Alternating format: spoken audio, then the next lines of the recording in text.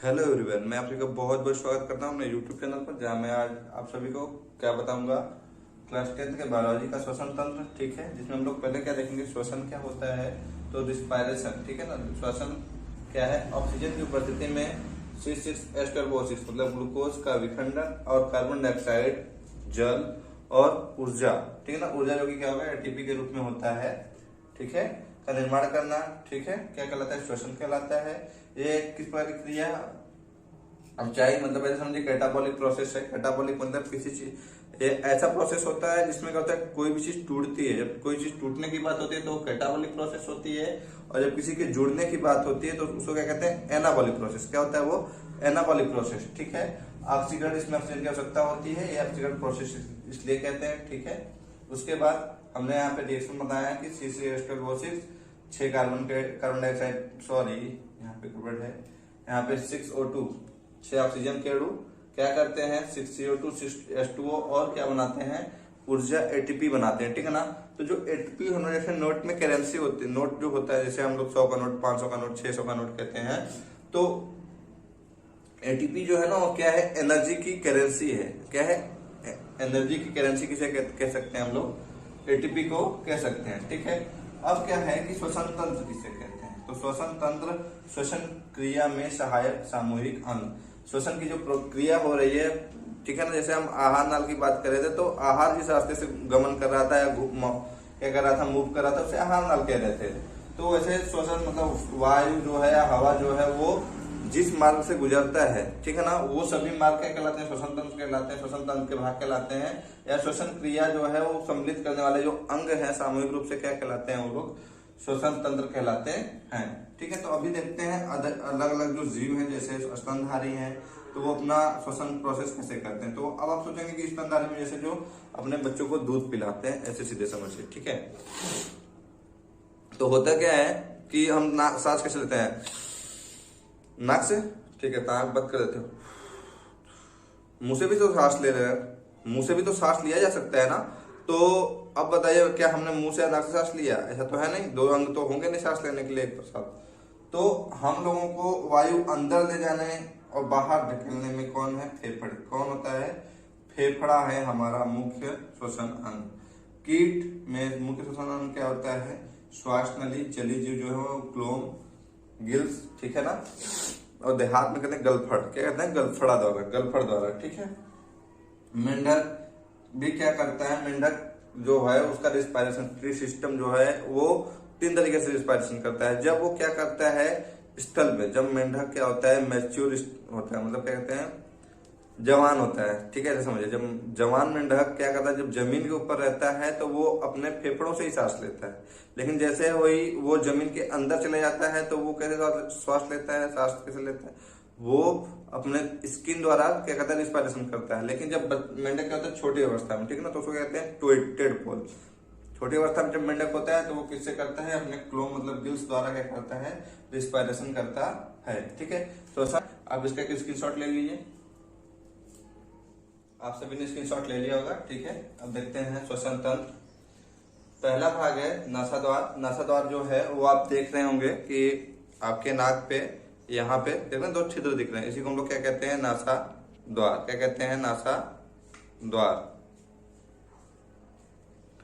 उसके बाद इसमें क्या होते हैं, छोटे छोटे बाल होते हैं। ठीक है, अभी हमारी एज है, ठीक है ना, थोड़ी एज जैसे क्या कहते हैं 40-50 साल के एज में जाएंगे ना तो देखेंगे नाकों में बाल दिखते हैं। वो बाल क्या करते हैं, धूल और कण जो रहते हैं, धूल कण या जो धुआं, ठीक है ना, धुआं जैसे है तो उसको क्या करते हैं, वो लोग रोक के रखते हैं। क्या कहते हैं, रोकने का काम करते हैं। ठीक है, नासा का पार्ट, ठीक है, यहाँ पे, ठीक है ना, यहाँ पे ऐसे मारेंगे तो आपको दर्द फील होगा, हड्डी जैसा लगेगा। ठीक है, तो वो क्या है, वो क्या करता है, उसमें क्या होता है, म्यूकस होता है। आप जैसे नाक उंगली करेंगे ना तो देखेंगे चिपचिपा कुछ लगेगा। ठीक है ना, तो वही है म्यूकस। वो क्या करता है, धूल के कण क्या करता है, चिपका लेता है, जीवाणु बैक्टीरिया जो उसके साथ रहते हैं वो भी क्या होते हैं, उसमें चिपक जाते हैं। एक बार आप बात सोचिए कि कोई भी चीज लिक्विड है, उसमें कोई सॉलिड चीज मिलेगा तो क्या हो जाएगा, कंपैक्ट होगा कि नहीं, तो फिर वो क्या होता है कि कड़क हो जाता है। फिर आप उसको क्या करते हैं, अपने उंगली की सहायता से निकाल देते हैं। ठीक है, अंदर प्रवेश करने वाली हवा क्या करता है, नम, ये म्यूकस होता है। आप जैसे कहीं गर्म चीज, ठीक है, इन्वायरमेंट में जो हवा है वो ठंडी और गर्म दोनों टाइप की है, तो जो गर्म हवाएं है ना उसको जब आप अंदर की तरफ लेते हैं, मतलब निश्वसन करते हैं, इंस्पायरेशन, तो उसमें क्या होता है, वो हवा जब अंदर जाती है तो अगर गर्म हवा है तो उसको क्या करती है, नम करने का काम करती है। क्या करती है, नम करने का काम करती है। ग्रसनी, जो कि क्या करता है, ग्रसनी का काम क्या है कि ये ऐसा पार्ट है ना, यहाँ से भोजन भी जाता है और यहाँ से क्या जाता है, वायु भी जाती है, ठीक है ना। यहाँ पे देखना ना, ये वाला जो हिस्सा है ना, ऐसे गर्दन में ऐसे सी टाइप में, वहीं से भोजन क्या करता है, मूव करता है, वहीं से वायु भी मूव करता है, ठीक है ना। तो जो हवा है वो और क्या है, भोजन अलग अलग रास्ते पे जाए तो उसके लिए क्या होता है, वहां पे एपिग्लोटिस होता है। मैंने इस बारे में आपको हाल में बताया है कि एपिग्लोटिस क्या करता है, मैंने स्ट्रक्चर के माध्यम से भी दिखाया था कि वो फाटक की तरह होता है, ठीक है ना। जब फूड भोजन आता है तो फूड पाइप ओपन होती है, तो फूड में जाता है, मतलब फूड पाइप में ही भोजन क्या करता है, इंटर करता है। लेकिन जब हम सांस लेते हैं तो क्या होती है, ये ट्रेकिया वाली जो लाइन है उसको वो क्या कर देता है, ओपन कर देता है, श्वास नली को ओपन कर देता है, तो श्वास उसमें जाती है और हवा वाला जो भोजन वाला फूड पाइप होता है उसको क्या कर देता है, वो एपिग्लोटिस क्लोज कर देता है। तो उसके बाद देखते हैं स्वर यंत्र, ये क्या है, ठीक है ना। यहाँ देखना, यहाँ पे कुछ लोगों का यहाँ पे उभरा होता है, ठीक है ना, हड्डी ऐसे, ठीक है। यहाँ पे मैंने थोड़ा सा ऐसे बता दिया है, ठीक है ना। उसको क्या कहते हैं, मेन ओकल कॉर्ड या ओकल कॉर्ड कहते हैं ना। तो उसके बारे में अभी आपको बताता हूँ। स्वरयंत्र क्या करता है कि ये ना एक ज्वाइंटर होता है, ज्वाइंटर का काम करता है, ज्वाइंटर का काम करता है कि क्या करता है, ट्रेकिया को और किसको, यहाँ मैंने लिखा है श्वास नली, ट्रेकिया और ग्रसनी को क्या करता है, जोड़ने का काम करता है, लैरिंक्स और ट्रेकिया को। उसके बाद क्या करता है, साउंड प्रोड्यूस, जो हमारी आवाज है, मोटी पतली और क्या कहते हैं ना, धीमी आवाज जैसे होते हैं ना, कुछ लोग कितना भी तेज बोले लेकिन उनकी आवाज क्या होती है, बहुत ज्यादा तेज नहीं निकलती, उसको कंट्रोल करने का काम या आवाज बाहर देने का काम जो है वो कौन करता है, स्वर यंत्र करता है। जैसे ह्यूमन बीइंग है, ठीक है, तो उसमें मैं पुरुष की बात करता हूँ, मतलब मेल्स की बात करता हूँ। मेल जो हैं वो क्या होते हैं, जब उनमें यौनारंभ, मतलब क्या कहते हैं, जब वो मैच्योरिटी स्टेज में आते हैं तो उनकी जो आवाज होती है ना, वो एज के साथ क्या होती है, मोटी होती जाती है, ठीक है ना। तो उसमें क्या होता है ना कि ये जो लैरिंग्स है उसकी दीवार पे ना चारों तरफ से क्या होती है, एक संरचना बन जाती है, ठीक है ना। वो संरचना को क्या कहते हैं, एडम्स एप्पल, क्या कहते हैं, एडम्स एप्पल स्ट्रक्चर को कहते हैं, जो कि क्या करता है, जो कहाँ पे लैरिंग्स के ऊपर अपना स्ट्रक्चर बना लेता है। इस वजह से क्या होता है, वहां उसका साइज कितना होता है, मेन ओकल कॉर्ड जो साइज है वो 20 mm है, ठीक है ना। इसलिए आवाज जो है कैसी आती है, मोटी आती है, भारी आती है, ठीक है। लेकिन महिलाओं में सामान्य होता है, महिलाओं में सामान्य इसलिए होता है क्योंकि उनका जो कॉर्ड का साइज है वो पुरुषों की अपेक्षा क्या है, 5 mm कम है, मतलब 15 mm होता है। इसलिए जो लेडीज की आवाज होती है थोड़ी पतली होती है, मधुर होती है, ठीक है ना।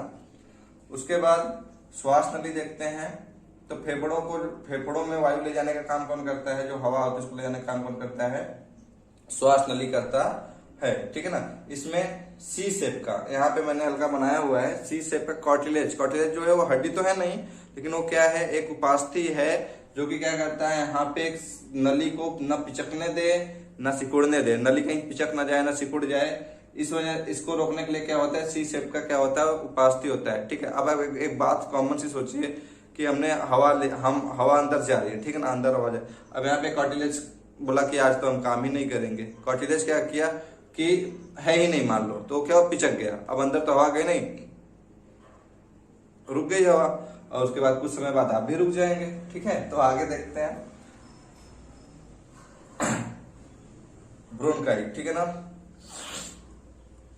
ये क्या है कि जब ये ट्रेकिया जो है ना वो आगे जाके दो ब्रांच में डिवाइड हो जाता है, ठीक है ना। और दोनों ब्रांच को क्या कहते हैं, ब्रोंकाई कहते हैं।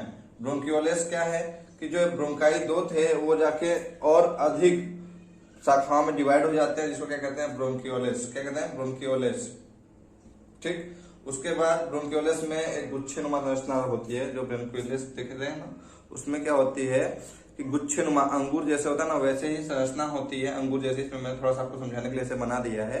तो गुच्छे में संरचना होती है, वो क्या करता है ना कि वायु जब यहाँ से जाती है तो वो गुच्छे के अंदर एकत्रित हो जाती है। ये देखिए मैंने छोटा सा बना के दिखाया कि इस तरीके से एल्वेली होता है, जिसमें क्या होता है एल्वेली, जिसमें कि क्या होता है कि हवा तो पूरी आती है, हवा में क्या क्या, वायु में क्या क्या आता है आपको पता है, उसमें नाइट्रोजन भी आता है, ऑक्सीजन भी आता है और CO2 की भी मात्रा आती है, ठीक है ना, क्योंकि हम एनवायरमेंट से ही वायु को लेते हैं ना, तो वायु में कितने % क्या है आपको ये आइडिया तो है ही, ठीक है।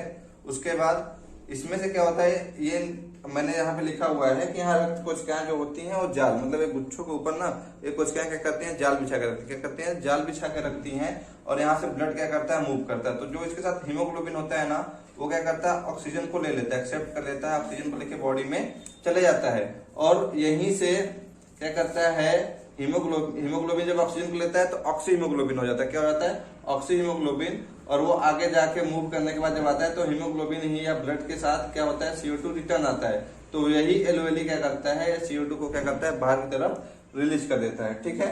यहाँ पे मैंने डायफ्राम बताया है, ठीक है।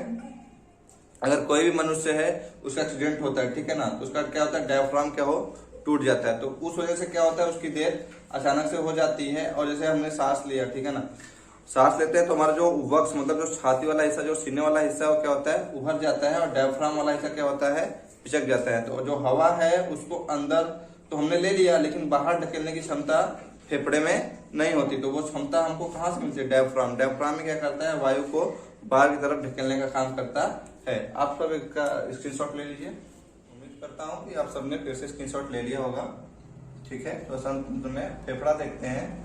फेफड़ा जो है वो मुख्य श्वसन अंग है। दायां फेफड़ा क्या होता है, बड़ा होता है और 3 पालियों में। दायां फेफड़ा जो है वो बड़ा होता है और कितनी पालियों में, 3 पालियों में बटा होता है। मैं इस तरीके से खड़ा हूं तो मेरा लेफ्ट इधर है, लेफ्ट मतलब ये L है और ये क्या है, राइट है, ठीक है ना, इस बात को ध्यान दीजिएगा। तो लेफ्ट वाला जो है वो क्या होता है, छोटा होता है और 2 ही पालियों में बटा होता है। इधर हम देखते हैं ना, यहाँ आपको नीचे दिखाई दे रहा होगा कि ये जो चीज है चौड़ी है, बड़ी है, और ये देख रहे हैं ना, ये थोड़ी सी पतली है, ठीक है ना, लेफ्ट वाला साइड। तो लेफ्ट साइड में हमको आइडिया है ना कि यहाँ पे, ठीक है ना, हार्ट जो है कहाँ पे, आप अपने हाथ से टिक बार टच करेंगे तो हार्ट लेफ्ट में तो एकदम नहीं है, लेकिन हल्का सा लेफ्ट साइड में है। इस वजह से यहाँ का जो ये वाला हिस्सा रहता है ना, वो क्या होता है, अंदर की तरफ होता है, ठीक है। तो ये क्या होता है, छोटा साइज होता है, इसलिए फेफड़ा, लेफ्ट वाला फेफड़ा क्या होता है, छोटा साइज होता है, और यहाँ पे क्या होता है, हार्ट होता है, ठीक है। और उसके बाद अब हम लोग देखते हैं डायफ्राम के बारे में। मैंने बता ही दिया कि वो क्या करता है, जब हम लोग सांस को बाहर करते हैं तो डायफ्राम क्या होता है, रिलीज बाहर, मतलब डायफ्राम क्या करता है, बाहर की तरफ आता है। और जब हम लोग सांस को अंदर लेते हैं, डायफ्राम क्या होता है, अंदर की तरफ दब जाता है। कभी कभी क्या होता है कि कोई आदमी बाइक चलाते हुए एक्सीडेंट हो जाता है, ठीक है ना, और गिरता है और फिर हमेशा के लिए गिर जाता है, मर जाता है वो, तो उसको कहीं भी चोट नहीं आई है, लेकिन उसका जो डायफ्राम है ना, अगर वो टूटा है तभी उसकी डेथ हुई है। मूवी में आप देखेंगे कि कोई बिल्डिंग से गिरा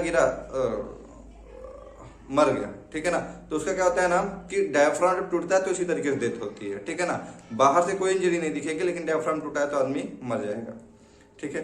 अब हम लोग देखते हैं कि जैसे क्या होता है, गर्भवती महिलाएं हैं तो उनका जो डायफ्राम होता है उस समय काम नहीं करता है, तो उस समय जो उनकी पसलियां होती हैं वो वायु को बाहर ढकेलने का काम करती हैं, ठीक है ना, इस बात को याद रखिए। आगे देखते हैं कि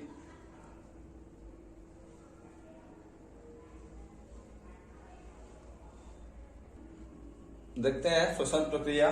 श्वसन प्रक्रिया रिस्पायरेटरी प्रोसेस कैसे कैसे होता है। वायु श्वसन होता है, दूसरा होता है गैसों का परिवहन होता है, फिर आंतरिक श्वसन होता है। वायु श्वसन जो है ना वो नासाद्वार से फेफड़ों के बीच में होता है। नासाद्वार से फेफड़ों के बीच में मतलब यहाँ से हवा जाती है फेफड़ों तक, फिर वो अलग प्रोसेस है। वहां पे ब्लड क्या करता है, एक दूसरे दूसरे ले जाता है, तो वो क्या कहते हैं, गैसों का परिवहन। गैसों को ले जाना, गैसों को ले आना, किसके द्वारा, ब्लड के द्वारा, हीमोग्लोबिन के द्वारा, तो वो गैसों का परिवहन। उसके बाद कोशिका के अंदर मतलब कहाँ पे, साइटोप्लाज्म, और कहाँ पे माइटोकॉन्ड्रिया में जो रिस्पायरेशन होता है उसको क्या कहते हैं, कोशिकीय श्वसन या आंतरिक श्वसन। तो वो बातें मैं बाद में बताऊंगा। अभी देखते हैं वायु श्वसन। तो वो कहाँ, वायु कहाँ तक आई, फेफड़े तक, और फिर ये यहाँ फेफड़े का हिस्सा कौन सा है, ये एल्वेली, वहां पे, वहां से फिर CO2 को बाहर बाहर कर देना, यानी वायु को बाहर कर देना क्या है, वायु श्वसन। ये प्रोसेस कहाँ, नासाद्वार से फेफड़े के बीच तक संपन्न होता है, ठीक है ना। और इसी के को जिसे क्या कहते हैं, ऑक्सीजन को अंदर लेना, हवा को, वायु को अंदर लेना, वायु को बाहर। एक प्रोसेस हुआ कि नहीं, वायु अंदर गई और वायु बाहर आई। वही प्रोसेस क्या होता है, श्वासोच्छ्वास या ब्रीथिंग कहते हैं, ब्रीदिंग कहते हैं, ठीक है। अब देखते हैं कि वायु श्वसन में क्या होता है। नीच श्वसन मतलब गैस को जब अंदर मैंने लिया और जब गैस को मैंने बाहर किया तो उसको कहते हैं नीह श्वसन, मतलब यहाँ पे तो बिंदी लग जाएगी, नीह श्वसन, ठीक है ना, इंस्पिरेशन और एक्सपिरेशन। तो इसमें नाइट्रोजन देखिए हमने बताया पहले भी कि हम लोग एनवायरनमेंट से लेते हैं, तो एनवायरनमेंट में सबको पता है 78.09% क्या होता है, नाइट्रोजन गैस है। और जब हम वायु लेंगे तो नाइट्रोजन गैस को फिल्टर करके तो लेते नहीं है, हम लोग क्या करते हैं पूरी वायु को अंदर लेते हैं, तो 78.9% जो 0.9% जो नाइट्रोजन अंदर जाता है, फिर 21% क्या ऑक्सीजन, और CO2 0.03% CO2 अंदर जाता है।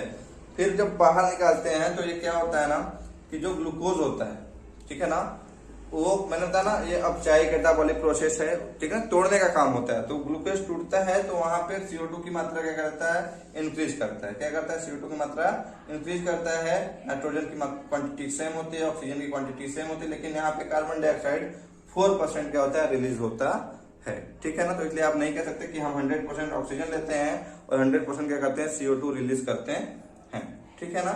और एक ह्यूमन भी, ठीक है ना, मैंने यहाँ कहीं लिखा नहीं है, लिखा है सॉरी, 400 ml वाटर, ठीक है ना, एक दिन में आदमी जो सांस लेता है, आप कभी देखेंगे कांच वाच के सामने ऐसे करेंगे या कांच के अंदर पॉलिथीन के अंदर, तो वहां पे भाप, ठीक है, वेपर मतलब वाष्प बना रहता है, ठीक है ना। तो एक मनुष्य एक दिन में 400 ml पानी क्या करता है, रिमूव करता है, रिस्पायरेशन मतलब सांस के माध्यम से, ठीक है ना। आप सब क्या करिए, इसका स्क्रीनशॉट ले लीजिए। ये वीडियो थोड़ा बड़ा हो रहा है, इस वजह से मैं गैसों का परिवहन और आंतरिक श्वसन, फिर आंतरिक श्वसन में क्या है, क्रेब्स साइकिल, ये सब के बारे में मैं आपको नेक्स्ट वीडियो में बताऊंगा। आप इसका स्क्रीनशॉट ले लीजिए, ठीक है।